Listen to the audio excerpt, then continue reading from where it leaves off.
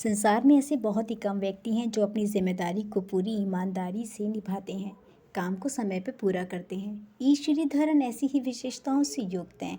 वे हर काम समय पर पूरा करते हैं। इनका जन्म केरल के पलक्कड़ जिले में 12 जून 1932 को हुआ था। उन्हें भारत के मेट्रो मैन के रूप में भी जाना जाता है। इनकी प्रतिभा का लोहा तो उस घटना से ही माना जाने लगा जब सन 1963 में एक भयंकर समुद्री तूफान के कारण रामेश्वरम को तमिलनाडु से जोड़ने वाला जो पुल था वो टूट गया। इसके कारण तीर्थयात्रियों का रामेश्वरम पहुंचना मुश्किल हो गया। केंद्र सरकार ने रेलवे को पुल के पुनर्निर्माण के लिए 6 महीने का समय दिया। रेलवे को अपने युवा इंजीनियर श्रीधरन पर पूरा भरोसा था। श्रीधरन की प्रतिभा को पहचानते हुए रेलवे ने यह टाइम 3 महीने का कर दिया। 3 महीने में पुल को दोबारा तैयार करना चुनौती भरा काम था। श्रीधरन ने यह काम केवल 46 दिनों में ही पूरा करके सभी को हैरान कर दिया। इस असंभव काम को संभव बनाने के लिए रेलवे ने श्रीधरन को विशेष पुरस्कार से भी सम्मानित किया। इसके बाद भारत की पहली मेट्रो रेल सेवा की अहम जिम्मेदारी श्रीधरन जी को सौंपी गई। इस परियोजना में श्रीधरन को योजना बनाने से लेकर उसे डिज़ाइन करना तथा उसे कार्यरूप देना था। इसे भी श्रीधरन जी ने बहुत अच्छी तरह से निभाया। पहली बार मेट्रो रेल सेवा के लिए कोलकाता को चुना गया। बिना किसी रुकावट के, बिना किसी को कष्ट पहुंचाए कब मेट्रो रेल का निर्माण हो गया, यह कोलकाता के लोगों को पता ही नहीं चला।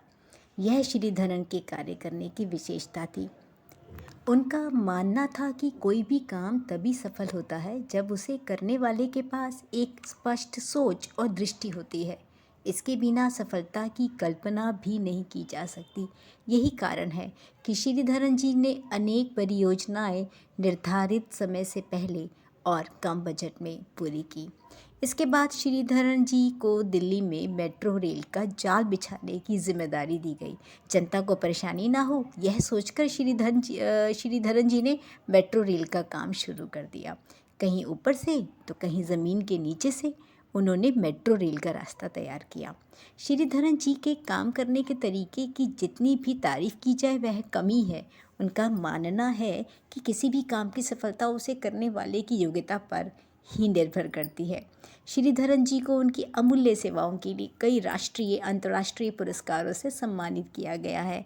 1963 में उन्हें रेल मंत्री अवार्ड दिया गया तो 2003 में टाइम मैगजीन ने उन्हें वन ऑफ एशियाज़ हीरोज़ की उपाधि से सम्मानित किया।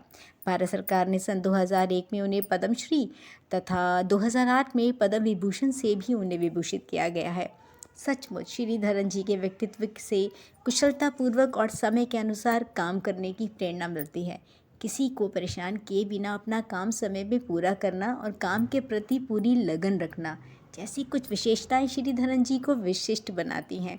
उन्होंने जो काम हाथ में लिया उसे पूरी ईमानदारी के साथ समय से पहले और बजट के अंदर पूरा कर दिखाया। आपका क्या ख्याल है? कमेंट बॉक्स में लिख के बताएं। लाइक कीजिए, सब्सक्राइब कीजिए। इससे भी ज़रूरी है अपने काम पे मन लगाए रखिए।